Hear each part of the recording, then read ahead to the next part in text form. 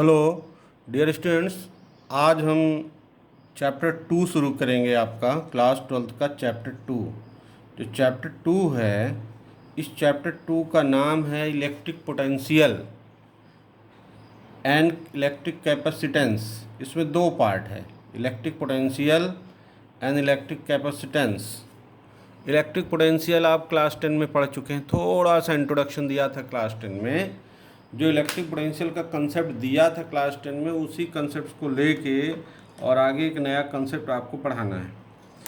Electric capacitance आपके लिए नया है, उसको आप नहीं पढ़े हैं, उसको इलेक्ट्रिक पोटेंशियल के बाद हम लोग पढ़ेंगे।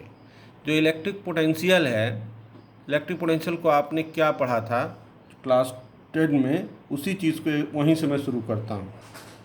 आपने पढ़ा था amount of work done to bring a charge in electric field called electric potential. ये आपने पढ़ा था इलेक्ट्रिक पोटेंशियल को हम लोग ने 10th में V से डिनोट किया, यहाँ भी उसी से करेंगे। और this is work done upon charge, ये कंसेप्ट यूज़ करेंगे। तो V is equal to W upon Q। ध्यान दीजिए, यहाँ पे ये जो Q है, इस Q की व्याख्या करनी है, इस Q को एक्सप्लेन करना है। 10th में ये Q की बात एक्सप्लेन नहीं की गई थी, अब यहाँ Q को एक्सप्लेन करना है कि कौन सा Q है। देखिएगा, ये Q जो है ये Q नॉट है। एक्चुअली ये Q नॉट जो है ये टेस्ट चार्ज है, ये टेस्ट चार्ज है। और ये उसके इलेक्ट्रिक फील्ड में आता है, किसके, किसी पॉइंट चार्ज के। कैसे, ज़रा मैं समझाता हूँ। देखिए, ये प्लस Q है तो इसका इलेक्ट्रिक फील्ड इसके दूर बनेगा, बाहर की ओर बनेगा। मान लेता हूँ कि इसका इलेक्ट्रिक फील्ड कहाँ से कहाँ तक है, यहाँ से यहाँ तक है, ये O से लेके P तक है, R। और कोई चार्ज है Q नॉट, वो इधर है, अभी बाहर है। अभी कहाँ है, बाहर है। फिर जब हम इसको इस तरफ ले आएंगे, अंदर की ओर इस Q नॉट को ले आएंगे, तो ये कह रहा है कि ये Q नॉट को अंदर की ओर ले आने में जो वर्क डन करना पड़ता है, किसको वर्क डन करना पड़ता है, जो इलेक्ट्रिक फील्ड के अगेंस्ट Q नॉट आ रहा है उसको वर्क डन करना पड़ता है, Q नॉट को वर्क डन करना पड़ता है, उसको एक्स्ट्रा फोर्स देना पड़ता है। जो इस फोर्स ऑफ रिपल्सन से ज़्यादा होगा तब तो अंदर आएगा। क्यों, ये Q और Q नॉट कैसे हैं, दोनों प्लस चार्ज है। इस Q नॉट को इधर ले आएंगे तो Q उसको रिपेल करेगा, तो एक फोर्स लगेगा। इस फोर्स से ज़्यादा फोर्स जब हम इसको देंगे इलेक्ट्रिक फील्ड के अपोजिट डायरेक्शन में, क्योंकि इलेक्ट्रिक फील्ड इधर लग रहा है, ये इधर आ रहा है, तब जो है ये फील्ड के अंदर इंटर हो पाएगा। ये फील्ड है, ये बोलता है जो वर्क है उसी कार्य करना पड़ता है। अब मान लो ये, अगर हम थोड़ी देर के लिए इसको कहें कि Q नॉट 1 कूलाम है, 1 कूलाम को मतलब क्या बोलते हैं, यूनिट चार्ज। जब इसको 1 कूलाम कर दो तो न्यूमेरिकली V इक्वल टू क्या हो गया, W, means that work done is equal to the potential. अच्छा, इसका यूनिट बताओ क्या होगा, इसका यूनिट क्या होगा, इसका यूनिट होगा जूल पर कूलाम। कैसे, वर्क डन का क्या होगा, जूल, चार्ज का क्या होगा, कूलाम, जूल पर कूलाम। जूल पर कूलाम को एक साथ क्या बोलते हैं, बोल्ट। जूल पर कूलाम को एक साथ क्या बोलेंगे, बोल्ट। बोल्ट इलेक्ट्रिक पोटेंशियल की SI यूनिट है। जिस तरह से आपको हमने चार्ज में बताया कि कूलाम SI यूनिट है, करंट में आप जानते हो एम्पियर SI यूनिट है, फील्ड में आप जानते हो कि न्यूटन पर कूलाम या वोल्ट पर मीटर SI यूनिट है, इसी तरह यहाँ पर वोल्ट SI यूनिट है। और वोल्ट SI यूनिट है, इसका SI यूनिट होता है वोल्ट, और एक दूसरी यूनिट होती है जिसको हम लोग बोलते हैं स्टैट बोल्ट। ये 1 stat volt equal to 1/300 volt, ये एक रिलेशन है। इस रिलेशन को आप निकाल सकते भी हो, लेकिन आप अभी याद कर लो कि बोल्ट एसआई यूनिट है, स्टैट बोल्ट जो है कि इलेक्ट्रोस्टैटिक यूनिट है, एक अदर यूनिट है, सीजीएस कह सकते हो एक तरह से। तो एक stat volt equal to 1/300 volt, यानी यहाँ स्टैट बोल्ट बड़ा यूनिट है। और आप स्टैट बोल्ट और बोल्ट में ये रिलेशन इस फार्मूले से भी डेवलप कर सकते हैं। जैसे यहाँ वर्क का एसआई यूनिट जूल है, ये कूलाम है, तो इसका सीजीएस यूनिट हो जाएगा आर्ग, इसका सीजीएस यूनिट हो जाएगा स्टैट कूलाम। दोनों को सॉल्व करोगे तो ये आएगा। खैर हम लोग आगे चलते हैं, एक बात और इसमें क्लियर करते हैं, अगले फार्मूले की ओर जाते हैं। देखिएगा, अब जब हम लोग इस क्वेश्चन को कर लिए तो आगे देखते हैं कि क्या वर्गणन कैसे कैलकुलेशन होगा। ज़रा इसको देखिए। अब यहाँ हेडिंग डालते हैं। एक मैं इसका फिजिकल सिग्निफिकेंस पहले समझा देता हूँ, फिजिकल मीनिंग इसका पहले, फिर आगे चलता हूँ तो आपको थोड़ा कंसेप्ट समझ में आए। जैसे आप इधर देखिए, जैसे मान लीजिए बकेट देखिए, ये दूसरी बकेट देखिए, इसमें यहाँ तक इस लेवल तक वाटर फिल है, इसमें इस लेवल तक वाटर फिल है। ये V1 हो गया, ये V2 हो गया। आप दोनों को एक पाइप से कनेक्ट करोगे, दोनों को एक पाइप से कनेक्ट कर दो। जब दोनों को एक पाइप से कनेक्ट कर दोगे तो मुझे बताओ कि वाटर किधर से किधर फ्लो होगा, A से B या B से A? किधर से होगा? A to B। फ्लो जो है वो A to B होगा। A से B की ओर फ्लो होगा, क्यों होगा? क्योंकि लेवल A में ज़्यादा है, B में कम है। Means potential of A is greater than potential of B। समझ में आ गया? यहाँ वाटर फील्ड है, यहाँ वाटर फील्ड है। इसी तरह से जब कोई दो चार्ज बॉडी को हम आप फिल करेंगे, कनेक्ट करती है, दो चार्ज बॉडी है मान लो, दो चार्ज बॉडी को किससे कनेक्ट कर दिया इस बार? कंडक्टिंग वायर से। ये कौन सा वायर है? Conducting wire. तो कंडक्टिंग वायर से जब आप फिल करोगे, जिधर चार्ज ज़्यादा है, जैसे इधर चार्ज मान लो हमने दिखा दिया ज़्यादा, इधर कम, तो जिधर ज़्यादा चार्ज है उधर से उधर की ओर चार्ज फ्लो होगा। ये चार्ज यहाँ जा रहा है, क्यू फ्लो होगा, चार्ज फ्लो होगा। तो इससे कहता है कि जिधर हायर पोटेंशियल है उधर से ही चार्ज फ्लो होना शुरू होगा, लोअर में जाएगा। कब तक जाएगा? जब तक दोनों में लेवल बराबर नहीं जाएंगे, यानी उसी को टेक्निकल भाषा में कहेंगे कि टिल इक्विलिब्रियम, जब तक उनके अंदर एक इक्विलिब्रियम ना आ जाए, तो इक्विलिब्रियम तक जाएंगे। क्लियर हो गया? यही कंसेप्ट आपको आगे भी समझना है, आगे भी समझना है। ज़रा देखिएगा। अब हम आपको बताते हैं electric potential due to a point charge, उसका फार्मूला निकालते हैं। Electric potential due to a point charge, ये हेडिंग है हमारा। इस चीज़ को हम लोग समझना चाह रहे हैं। तो जैसा हमने डायग्राम पीछे बनाया, उसी डायग्राम को एक बार और बना लो कि यहाँ प्लस क्यू चार्ज है, इसके चारों ओर इलेक्ट्रिक फील्ड है। इलेक्ट्रिक फील्ड R दूरी तक है, O पे रखा है, और इलेक्ट्रिक फील्ड चूँकि प्लस चार्ज है तो बाहर की ओर लग रहा है। और एक कोई टेस्ट चार्ज यहाँ पे है Q0, और इसको हम इधर की ओर ले आ रहे हैं। इसका मोशन इधर की ओर है, टूवर्ड्स, आगे अपोजिट टू द फील्ड। तो अब इसमें हमको वर्डन निकालना है, तो हमको पोटेंशियल निकालना है, तो क्या फार्मूला लगाना पड़ेगा? वर्डन अपान टेस्ट चार्ज, इक्वेशन 1 लगा दो। अब आपको वर्डन निकालना पड़ेगा, तो वर्डन निकालना इजी है। कैसे वर्डन निकालेंगे, ये डायग्राम को मैं आपको एक्सप्लेन कर देता हूँ पहले। Work done equal to force into displacement. यहाँ से यहाँ मान लो कि ये B है और ये P है, तो B से P तक इसने ले आया, ये डिस्प्लेसमेंट हो गया, या P के अंदर ले गया, ये डिस्प्लेसमेंट हो गया। फोर्स इनटू डिस्प्लेसमेंट, ये dr इसका नाम दे देता हूँ। डिस्प्लेसमेंट का नाम क्या दे देता हूँ? dr, force into displacement. अब आप इसमें वैल्यू रख दीजिए, पेज में देखते रहिए उस साइड अपने वाले में। तो वर्डन इक्वल टू फोर्स का फार्मूला बताओ यहाँ क्या लगेगा? 1/4πε0 Q0 अपान r², ये फील्ड में आ जाएगा, इंटू dr।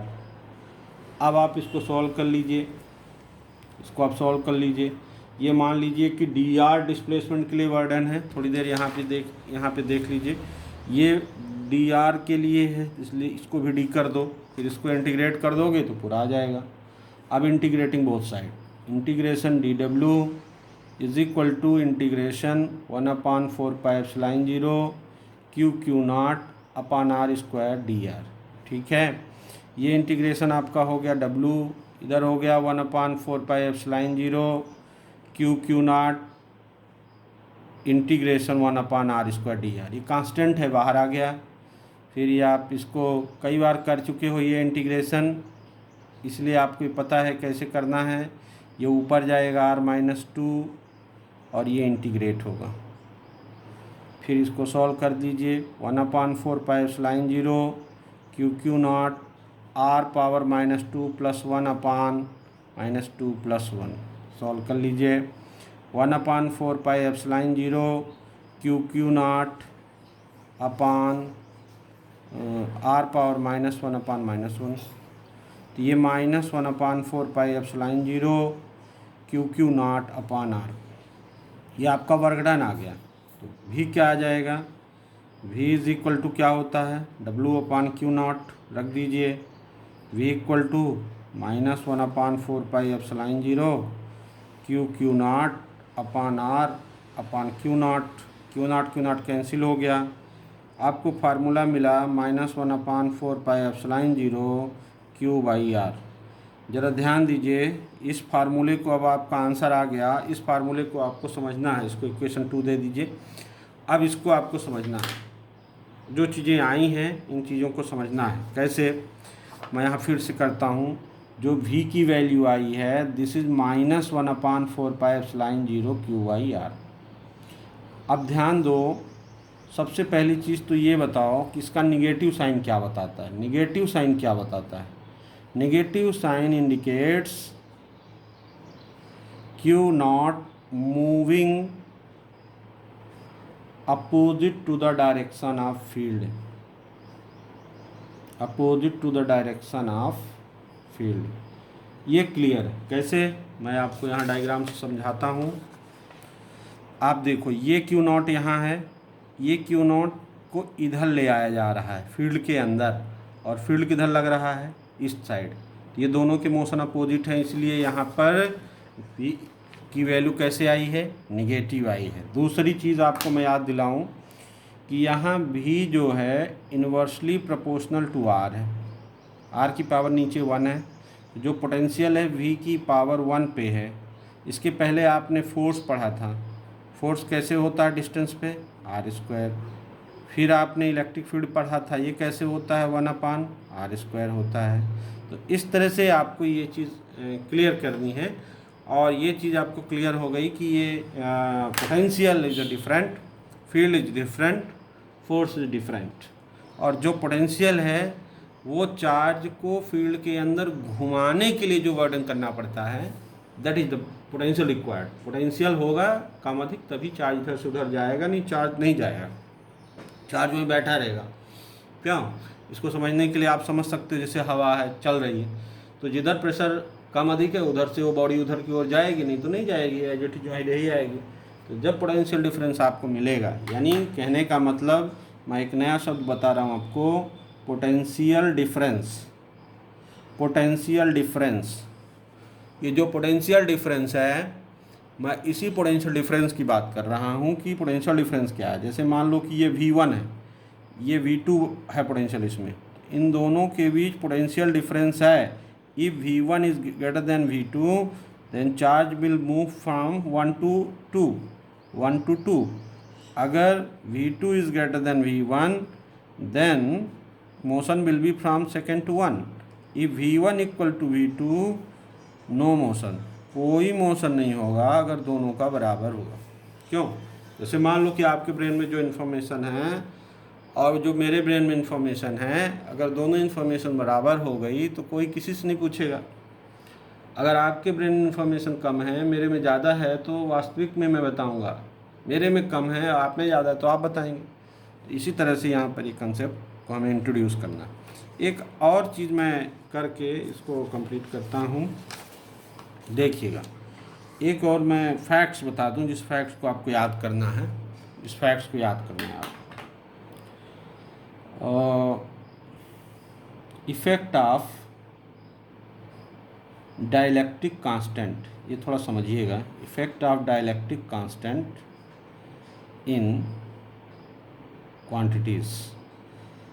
क्वांटिटीज़ में हम यहाँ फोर्स लेंगे, फील्ड लेंगे और पोटेंशियल लेंगे। देखिए मैंने बताया फोर्स एयर में, एफ ए यानी force in air, force in air medium क्या होगा 1/4πε0 Q1 Q2/r²। अब फोर्स इन एनी मीडियम,